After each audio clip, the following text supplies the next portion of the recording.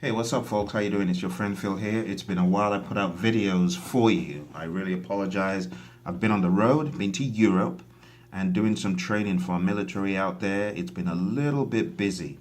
But I got an email or message from a student via text saying, Phil, I'm finding it hard. This is going to be my third time taking the exam, and I really want to make sure that I don't fail it again. I'm having trouble with ITTOs. I'm having trouble with these situational type questions. What should I do?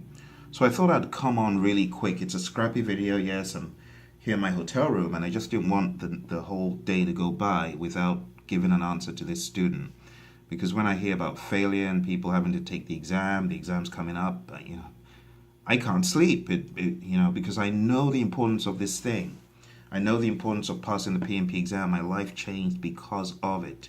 After getting certified, employed by several different companies as a PM hitman, come and get the project right, come and get the process right. That was the story of my life before I started training. So, not everyone has had the opportunity of working for different companies, doing the projects they want to do. I have had that opportunity. I've seen lots of great projects, I've seen lots of bad projects. I've got the experience I need, but the experience that I needed, to become a good trainer was only made available after I had gotten certified, if that makes sense. Because you don't get the opportunities of working for some crazily awesome companies until you have gotten certificates like the PMP or the RMP or the SP. So you might find yourself working project management before you become a PMP in some companies, but your dream job might be somewhere else. And maybe this student is trying to get his dream job. This student is trying to get certified as a vehicle to get in somewhere else. So when I see these kind of things, it concerns me. So with the student's name anonymous, you know who you are, but thank you for sending in the information, the question. Hey, before you take the exam on your third try, make sure you have absolutely covered the project management body of knowledge guide inside out. What do I mean by inside out? I'm not talking about reading it in order. I'm talking about reading it out of order. I'm talking about opening up two sections.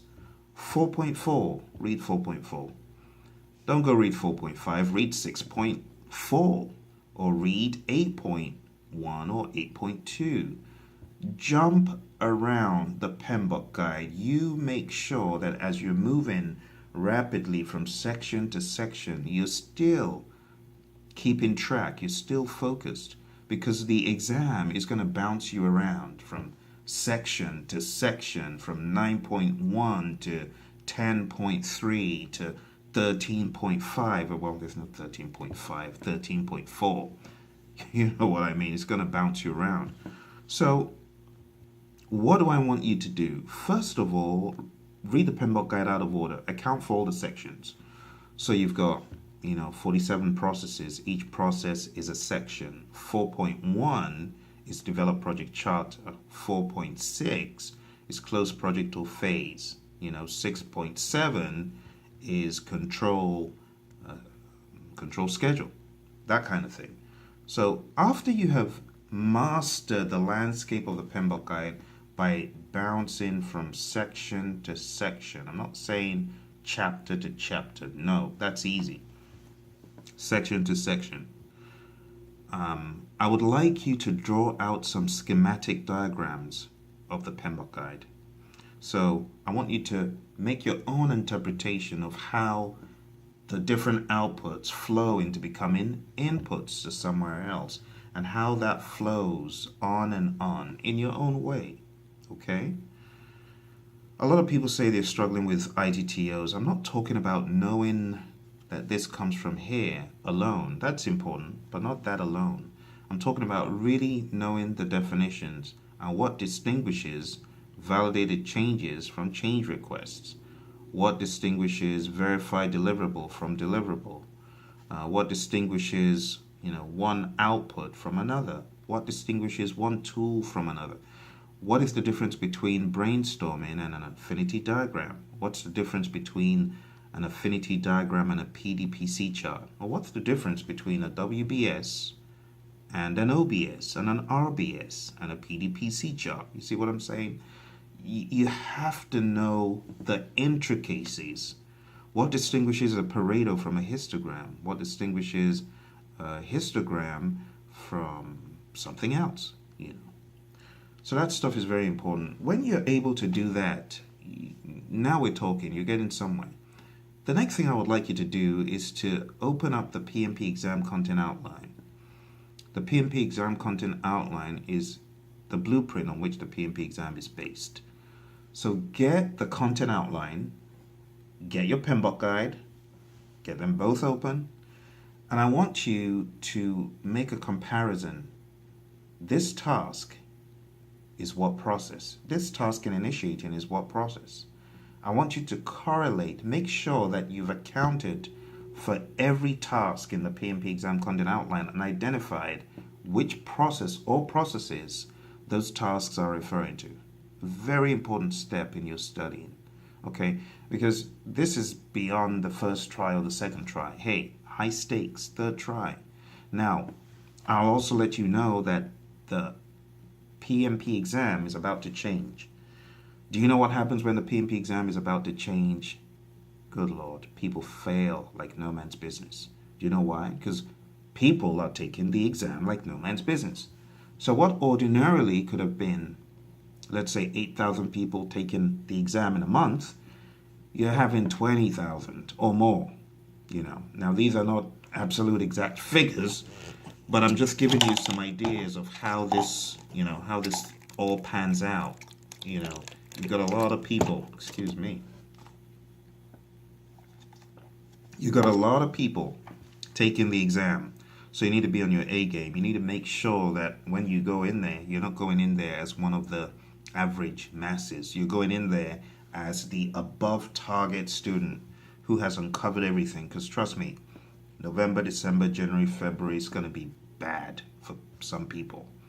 So you want to sharpen that saw. You want to be razor sharp. And the things I'm telling you to do are going to put you in that top tier.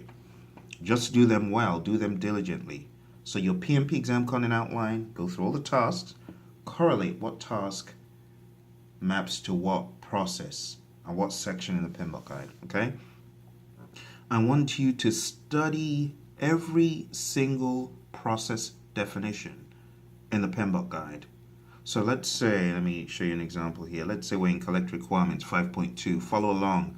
Go to page 110 in the PMBOK guide. Okay. It is not enough to just look at that little definition there. Collect requirements is the process of determining, documenting, and managing stakeholder needs. That's fine. But read all the paragraph, read every single sentence when it comes to these process definitions. So collect requirements has a little blurb on 110. That's not enough.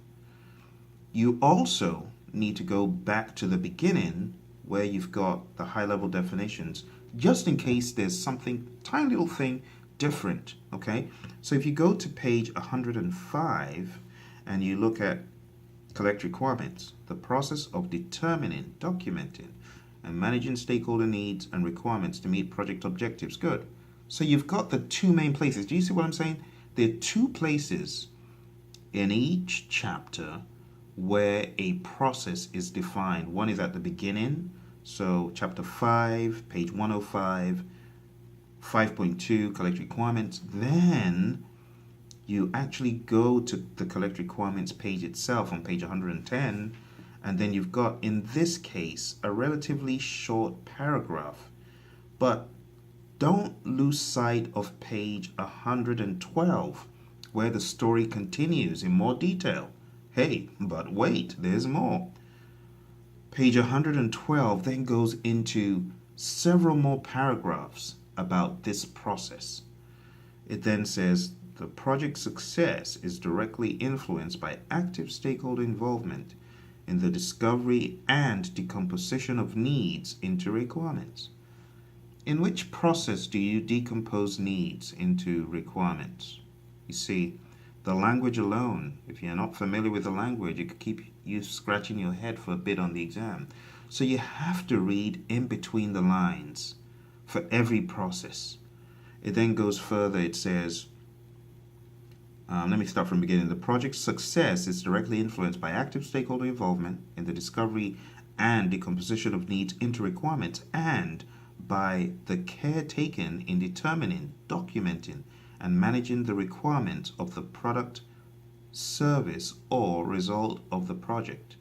Requirements include conditions or capabilities that are to be met by the project or present in the product, service, or result to satisfy an agreement. I mean, I could have a field day here. I could have fun just taking all of this information and making questions that keep people's heads spinning around if they've not read this paragraph. So the question writers are not going to give you Mickey Mouse on the surface type of questions. They're going to give you this language served back to you in a variety of ways by just taking keywords. You see?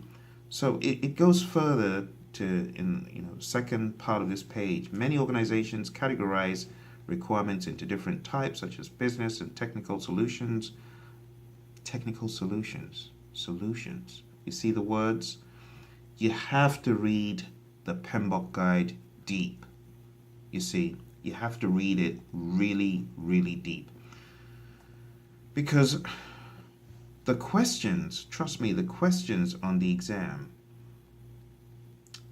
they're not going to be easy, simple, easy to absorb questions. They're gonna be hard. They're gonna be hard. Okay, so my suggestion to you is definitely read the details in the PMBOK guide. Study hard. Leave no stone unturned. You see how we've unraveled collect requirements and how the process is, how it's broken down in the PMBOK guide. It then goes, if you read towards the end, it said, requirements can be grouped into classifications, allowing for further refinement and detail. Then it goes into these classifications include, and a lot of the stuff here is what people don't read. So at the end of the day, they go into the exam, they think they're ready for the process, but then PMI poses a question. You are doing this. What should you do next? You don't even know which process you're in. So how do you know what to do next? So these what should you do next questions, how do you tackle them? First of all, know what processes are. That's pretty much what I've been talking about for 10 minutes. Know the processes well. Know them cold. After you know the process well, know what goes in to the process, the inputs. Why do you have this going in? Don't just take it like that. Oh, business case is an input. No, I want to know why it's an input first. I want to know what it is. And then I want to know what I get out. Because the output, I have to be able to relate the output to the inputs. If you cannot relate your output or the sections of your output to all the inputs, you're not doing a good job studying. Every output must be matched to every input. Now, every output must also be matched to a tool and technique. You need to be asking yourself, I used facilitation techniques here. Why did I use that?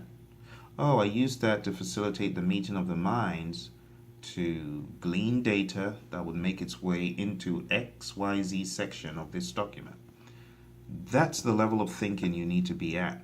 Not namby-pamby. Oh, what are the inputs? No, it's not enough. You need to ask, why is this an input? What is it? How do I work the input with a tool and technique? Which tool and technique is linked to this input? And then you get the output. Okay, so the output consists of this. Which of these inputs led to these outputs? Because you got so many inputs, sometimes you got so many outputs. Not every input is linked to every output. Some outputs are linked to specific inputs, and some outputs are linked to specific tools and techniques. You have to be able to identify all of that. This is how it all comes together. It's not enough, to say, I know all the inputs, I know the tools and techniques, I know the outputs. What's the logic? Why do you have those? You see? So you need to be at a higher level of thinking. Trust me, I'm really glad you asked this question because it's going to help a lot of people prepare. As the PMP exam changes, trust me, it's based on the Angoff cutoff technique, ANGOFF. Check it out, go read it. You know, what people would do to pass the exam months ago, it's not going to be enough to pass the exam in the weeks ahead. The stakes are higher. More people taking the exam, more people passing the exam, more people failing. So you don't want to be part of that failure, so you have to sharpen your soul, okay? Leave no stone unturned. Become a junkie for this stuff. Go to a place where you can sit down with a good old book, PMBOK guide, read it, highlight it, mark it, unravel it, get to the bottom of what is being discussed. Leave no stone unturned. That is the only way. Now, if you are a student of ours, you're watching this, and you have not watched my 5-part video series on dealing with tricky questions, on the what comes next, on answering change management, risk management on the PMP exam. If you're one of our students and you don't have that free video series, by the way, it's free to all of our students. If you've bought anything from Praizion and you have not seen those videos, you need to shoot us an email and we will share those 5 videos with you. So apparently you probably may not have seen those videos. I need to send those to you. Okay. But that will be after going through all of this stuff, like I'm telling you. Watch those videos and that will definitely better prepare you for the PMP exam. Okay, I'm really sorry to hear about your hardship on the test, but don't worry, you're going to come out a lot better. You're going to become a lot more seasoned than if you had taken the exam in a more unprepared state.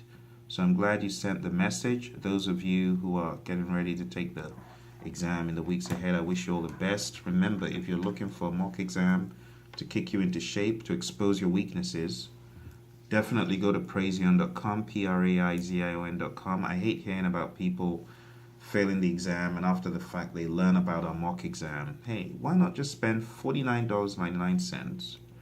Take a mock exam that will show you where you're at and will serve as a red light if you're not ready. Go to praizion.com, check out the multiple training aids we've got out there. I've tried to do a lot for people studying for the exam. I mean, everything can't be free, So I've put out an 8-hour series, an 8-hour training for people who may not be able to afford it, and that's fine, but I've put it out there to help people. I really want you to kill the exam, pass the exam, take your project management to the next level like I took mine.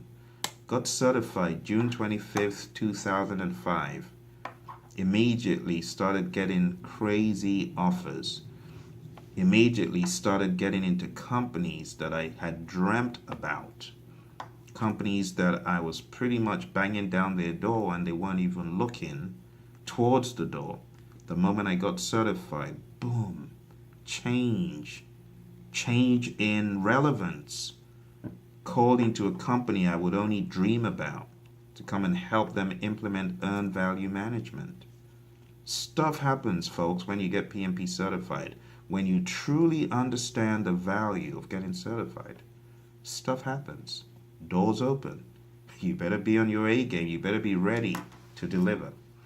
Okay, so I know this is high stakes for a lot of people. I know a lot of people, they're just mad that management sent them for training.